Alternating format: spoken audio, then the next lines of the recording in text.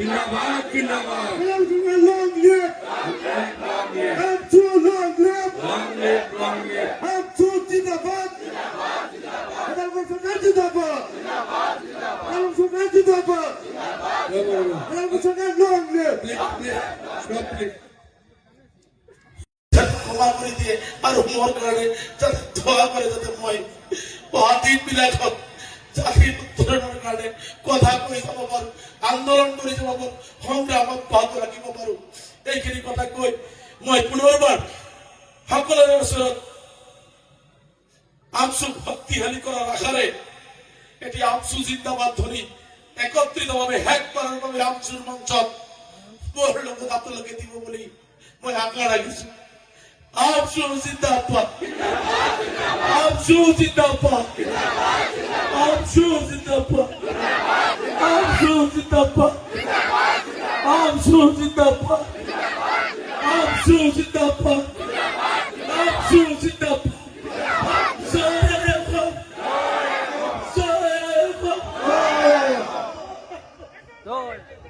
জিন্দাবাদ জিন্দাবাদ এটা কোন সরকার সংখ্যালঘুসকলৰ নাগৰিকত্বৰ সমস্যাৰ লগত যুঁজিবলৈ আহ্বান কৰিছো চেষ্টা কৰিছো আজি দুজনকে বলিষ্ঠ সভাপতি আছে ইয়াত আব্দুল ৰহিম আহমেদ ডাঙৰীয়া আইজুৰ ৰহমান ডাঙৰীয়া যেতিয়া মই সাধাৰণ সম্পাদকৰ দায়িত্ব লৈছিলো তেতিয়া আমি দুজন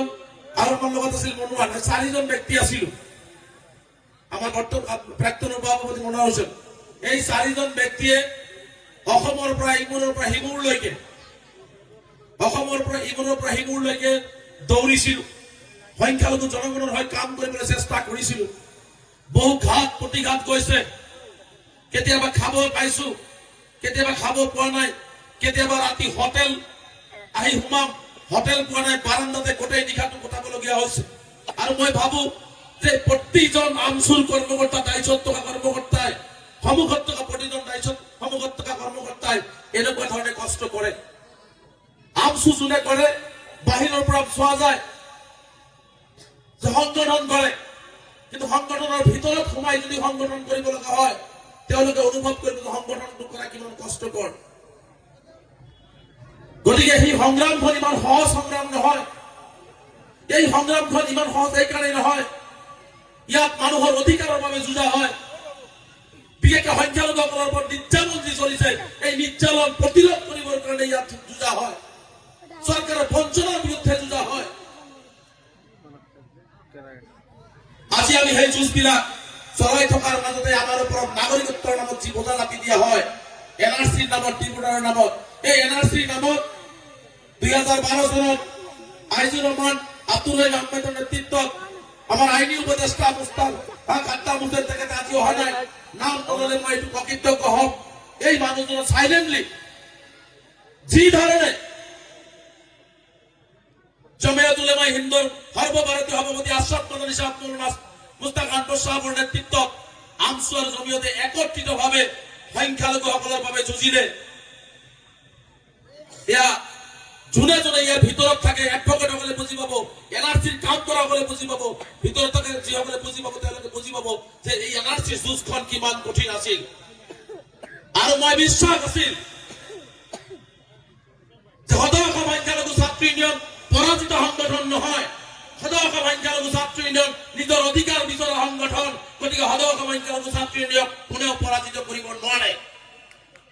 গতিকে কোনেও পৰাজিত কৰিব নোৱাৰে জমিয়ত উলেমা হিন্দ ভাৰতবৰ্ষৰ আটাইতকৈ পুৰণা সংগঠন তেওঁলোকক কোনেও পৰাজিত কৰিব নোৱাৰে কাৰণ আমি নিজৰ অধিকাৰৰ বাবে যুঁজিছো আমি আমাৰ সংবিধানত দিয়া ৰাইটছৰ পাবৰ কাৰণে আমি যুঁজিছো আৰু ইনশাআল্লাহ আপোনালোকক কথা দিছো সদৌ অসম সংখ্যালঘু ছাত্ৰ ইউনিয়ন মই অৱসৰ ললেও আমাৰ আত্মা এই পৰিয়ালত থাকিব কাৰণ সদৌ অসম সংখ্যালঘু ছাত্ৰ ইউনিয়ন মোৰ আত্মা আৰু এই আত্মা সদায় জাতিৰ বাবে চিঞৰি যাব গতিকে স্পষ্টকৈ আপোনালোকক কথা দিছো যে এনআৰচিৰ যুঁজেই হওক ডিপোৰ্টাৰৰ যুঁজেই হওক আজি উচ্ছেদৰ নামত যি অবৰ্ণনীয় পৰিৱেশ হৈছে শিক্ষাৰ নামত যুঁজেই হওক সদৌ অসম সংখ্যালঘু ছাত্ৰ ইউনিয়ন 2026 চনৰ 1 জানুৱাৰীৰ পৰা নতুন ৰণনীতি নতুন ৰণকৌশলেৰে নিজৰ অধিকাৰ বিচাৰি লাগিলে ভাঙি চিঙি গৈ হলেও নিজৰ অধিকাৰ কাঢ়ি আনিবলৈ চেষ্টা কৰিব গণতান্ত্ৰিকভাৱে সংগ্ৰামত সংবিধানে দিয়া ৰাইটছ আমাক লাগিব আৰু সংবিধানে দিয়া ৰাইটছ যদি কোনোবাই দিব নিবিচাৰে আমি কাৰিয়ন আৰু ব্যৱস্থা গ্ৰহণ কৰিব লাগিব এইটো স্পষ্ট আমি সমাজত যুঁজিব লাগিব আজি সমাজত যি ধৰণে হিন্দু মুছলমানৰ মাজত ভাগ কৰিছে যি ধৰণে হিংসা বিদ্বেষ সৃষ্টি কৰিব বিচাৰিছে আমি মুছলমানসকলে শদিয়াৰ পৰা ধুবুৰীলৈকে পণ ল'ব লাগিব হিমন্ত বিশ্ব শৰ্মা ডাঙৰীয়া হিন্দু মুছলমান ভাগ কৰিব আৰু আমি হিন্দু মুছলমান সমন্বয়েৰে অসম আগবঢ়াই লৈ যাওঁ এই সংকল্প ধৰ্মীয় সংখ্যালঘু ৰাইজে ল'ব লাগিব মই শেষৰটো ভাগত সমগ্ৰ অসমৰ ধৰ্মীয় সংখ্যালঘুক আহ্বান জনাইছো তেওঁ যিমানেই ঘৃণাৰ দোকান খুলিব আমি সিমানেই মৰমৰ দোকান খুলিম সিমানেই ভাতৃত্ববোধৰ দোকান খুলিম সিমানেই শংকৰদেৱ গুৰুজনা মাধৱদেৱ গুৰুজনা আজান পিছক গুৰুজনাৰ সেই আদৰ্শৰ অসম আমি পুনৰাই ঘূৰাই আনিম এই সংকল্প ধৰ্মীয় সংখ্যালঘু ৰাইজে ল'ব লাগিব আমি সমন্বয় সৃষ্টি কৰিব লাগিব সমন্বয়ৰ হাকো সৃষ্টি কৰিব লাগিব তেওঁলোকে যিমানেই যি নকওক কিয় আমি একত্ৰিতভাৱে আমি এই কথা বাৰ্তাবিলাক লৈ যাব লাগিব কাৰণ মই স্পষ্টকৈ গম পাইছো হিমন্ত বিশ্ব শৰ্মা ডাঙৰীয়াৰ লক্ষ্য আৰু উদ্দেশ্য হৈছে বৰ অসম ভাঙি থান বান কৰি অসমখন ধ্বংস কৰি দিয়া কিন্তু আমি সংখ্যালঘু সমাজে সিদ্ধান্ত ল'ব লাগিব তেওঁ বৰ অসম ভাঙি থান বান কৰিব বিচাৰিছে আৰু আমি বৰ অসম গঢ়িবৰ কাৰণে চেষ্টা কৰিছো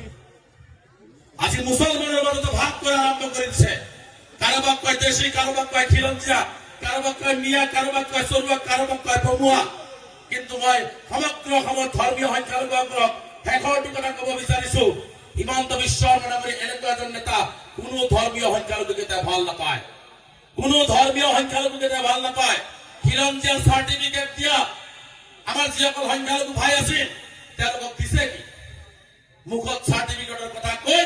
আকৌ কয় বাঘ হাজিৰকে এটা কাল্পনিক চৰিত্ৰ আজান পীৰ কাল্পনিক চৰিত্ৰ মাননীয় হিমন্ত বিশ্ব শৰ্মা ডাঙৰীয়া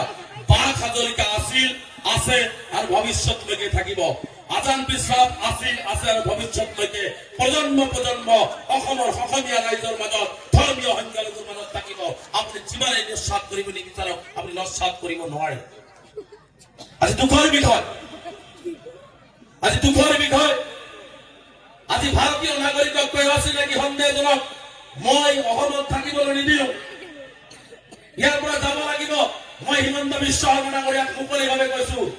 আপুনি আছে নেকি মিয়া যিয়ে শব্দ নকওক কিয় আপুনি ভাৰতীয় নাগৰিকৰ গাৰ নোম এডাল চিধা কৰিব নোৱাৰে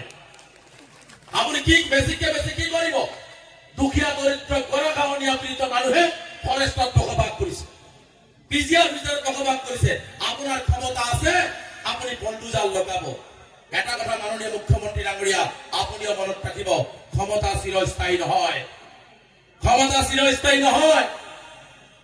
আৰু আপুনি যি ধৰণে বৃদ্ধা মানুহৰ ওপৰত বলডোজাৰ চলাইছে শিক্ষাৰ অধিকাৰ কাঢ়ি লৈছে মানুহৰ চকুৰ পানী বাতিত পেলাইছে ইয়াৰ হিচাপ এটা হিচাপ অসমৰ ৰাইজেতো ৰাজনৈতিকভাৱে ল'ব ওপৰত থকা মালিকেও কিন্তু আপোনাৰ দল আৰু আপোনাৰ হিচাপ নিশ্চিতভাৱেই ল'ব এই কথাটো মনত ৰখা উচিত প্ৰেচিডেণ্ট আৱেগিক হ'ব নালাগে আজি যিটো আমি হাজাৰ জনসাধাৰণৰ সন্মুখত ৰেজাল্ট কৰিম চৰকাৰ চাহাবক বিদায় দিব লগা হৈছে এই বিদায় আমিও লৈছো আমি আমচুৰ প্ৰেচিডেণ্ট আছিলো আব্দুল ৰহিম আহমেদ আছিল আইজুৰ ৰহমান আছিল ছহিউৰ ৰহমান সবেই বিদায় ল'ব লাগিব এই আসনখন পাৰ্মানেণ্ট নহয় কিন্তু কথা হ'ল আমি যে বিদায় লৈছো আমি বিদায় লোৱাৰ সময়ত কিন্তু এনেকুৱা স্বাগতম এনেকুৱা অভিনন্দন এনেকুৱা জনসাধাৰণৰ হাজাৰ জনসাধাৰণৰ সমৰ্থন লৈ পেলাই আমি বিদায় লোৱা নাই আমি সৰুকে বিদায় লৈছো আজি গোটেই অসমৰ সংখ্যালঘু আন্দোলনৰ এজন ব্যক্তিও নাই যিজন আজি এই মঞ্চত নাই আমাৰ প্ৰতিষ্ঠাপক সভাপতিৰ পৰা আৰম্ভ কৰি আজিৰ